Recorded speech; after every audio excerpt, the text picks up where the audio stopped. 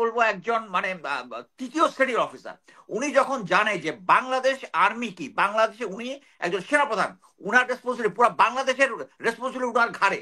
এই সময় গিয়ে উনি এই সমস্ত উল্টাপাল্টা কাজ করতে গিয়ে ধরে এখন নিজেকেও পেঁচায় ফেলছেন। তাদের যে মানে পালিত যে মিডিয়া গুলো আছে, তাদের যে টাকা আছে, তারা যে কোটি কোটি টাকা, হাজার হাজার কোটি টাকা পাচার করছে, এইটার মাধ্যমে মানে এক সপ্তাহের মধ্যে মানুষকে বুঝিয়ে দিবে যে অ্যাকচুয়ালি তারা কোনো অন্যায় করে নাই। এখন আপনি দেখেন, আমি কিন্তু এর আগের একটা আমার নিজস্ব, এটা আমার নিজস্ব লাইফে আমি বলেছি যে জেনারেল ওয়াকারুজ্জামান অ্যাকচুয়ালি ওই যে আমরা যেটা শুনি হানি ট্র্যাপ, উনি হানি ট্র্যাপ হয়েছেন। আপনি একটা জিনিস চিন্তা করেন, জেনারেল ওয়াকারুজ্জামান একজন সোলজার, যিনি একদম হাইয়েস্ট লেভেলের না হলেও মোটামুটি ভালো স্মার্ট অফিসার। উনি বাংলাদেশের বর্তমান পরিস্থিতি দেখতেছেন, পরিস্থিতিতে উনি দেখতেছেন যে উনি একবার রিফাইন্ড আওয়ামী লীগ বলে ধরা খাইছেন। ওইটাকে ম্যানেজ করার জন্য সমস্ত লোকজনকে, মিডিয়ার লোকজন, ইয়ার লোকজনকে ঝাঁপাই দিলেন উনাকে ইয়া বানানোর জন্য, ফেরেস্তা বানানোর জন্য।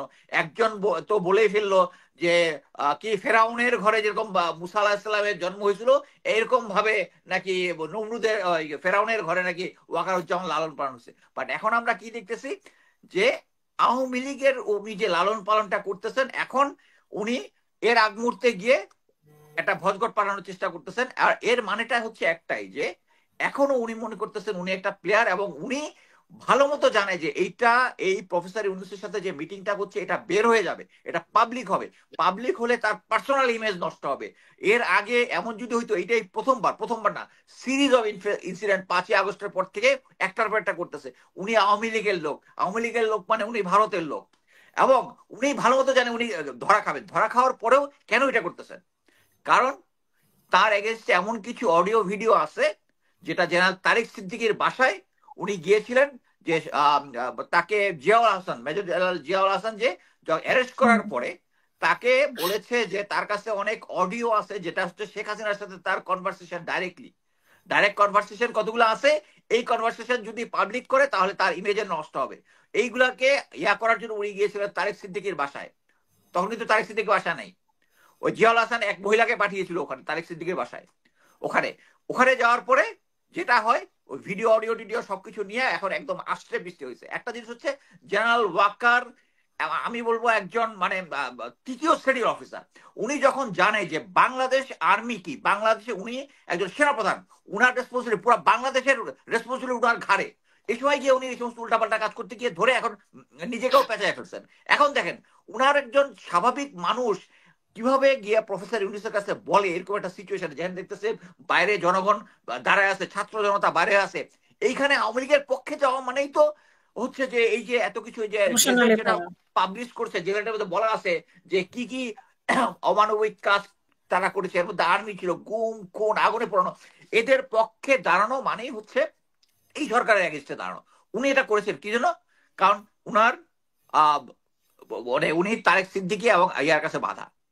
এবং আমি যেটা মনে করি যে প্রফেসর ইউনূসের সরকারের আর কতদিন ধৈর্য ধারণ করবে, আমি আমি আমি রিয়েলি কনফিউজ।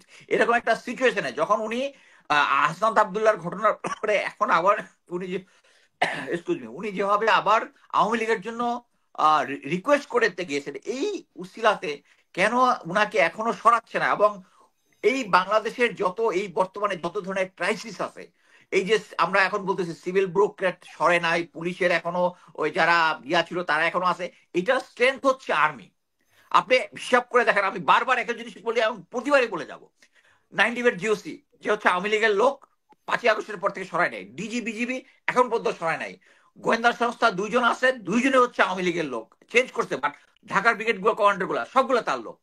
এখনো আশায় আছে যে একটা সিচুয়েশন হইলে আর্মি যদি টেক ওভার করে, তারা চেষ্টা করতেছিল অনেকক্ষণ ধরে যে এমন একটা সিচুয়েশন তৈরি করবে, এনআরকি আর্মি টেক ওভার করবে, এবং আর্মি টেক ওভার করলেই দেখবেন যে ওই এই কারণেই হচ্ছে মানে এখানে শেরবাংলা একে ফজলুল হকের একটা কথা আছে বোধহয়, যে যখনই দেখবা যে দাদারা আমার প্রশংসা করছে, বুঝে নিবা যে আমি দেশের এগেন্স্টে কাজ করতেছি। জেনারেল ওয়াকারুজ্জামানের পক্ষে পুরা ইন্ডিয়ান মিডিয়া। তো এত কিছু প্রমাণের পরে প্রফেসর ইউনূসের আর কি প্রমাণ দরকার যে জেনারেল ওয়াকারকে সরায় দেওয়ার জন্য? I am confuse. সো এই আমি যেটা মনে করি যে আওয়ামী লীগকে যেটা নিষিদ্ধ করা হয়েছে, এটা আরো আগেই করা উচিত ছিল। আমরা যদি তাকে রাজনীতি করার অধিকার দেই, তারা এখন পর্যন্ত অনলাইনে যত উচ্চবাচ্য করতেছে, যত কিছু করতেছে, তাদেরকে যদি মাঠে নামতে দেই, তারা 1 মাসের মধ্যে তাদের যে মানে পালিত যে মিডিয়াগুলো আছে, তাদের যে টাকা আছে, তারা যে কোটি কোটি টাকা, হাজার হাজার কোটি টাকা পাচার করছে, এইটার মাধ্যমে মানে এক সপ্তাহের মধ্যে মানুষকে বুঝিয়ে দিবে যে অ্যাকচুয়ালি তারা কোনো অন্যায় করে নাই। হ্যাঁ, যেটা করছে ইউনূস সরকার, সুদখোর সরকার, এগুলো বইলা আমাদেরকে কনভিন্স করে ফেলবে।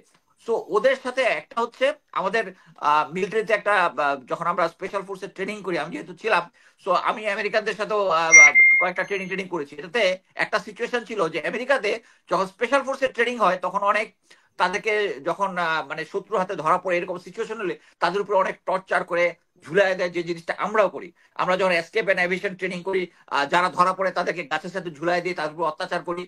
বাট আমেরিকান পার্লামেন্টে এটা তখন কথা হয়েছিল যে কেন এটা মানে ইয়া করা হবে না, অবৈধ বলা হবে। তখন বলছে this is the training when there is no human rights. তো আমরা আওয়ামী লীগের কাছে একটাই জিনিস বলতেছি যে আওয়ামী লীগ যে হারে হিউম্যান রাইটস ভায়োলেট করছে, তাকে যদি দেওয়া হয় it will be human right abuse, it will be human right abuse যদি তাদেরকে এত কিছুর পরে যদি রাজনীতি করতে দেওয়া হয়। আমি এখানে শেষ করছি, ধন্যবাদ।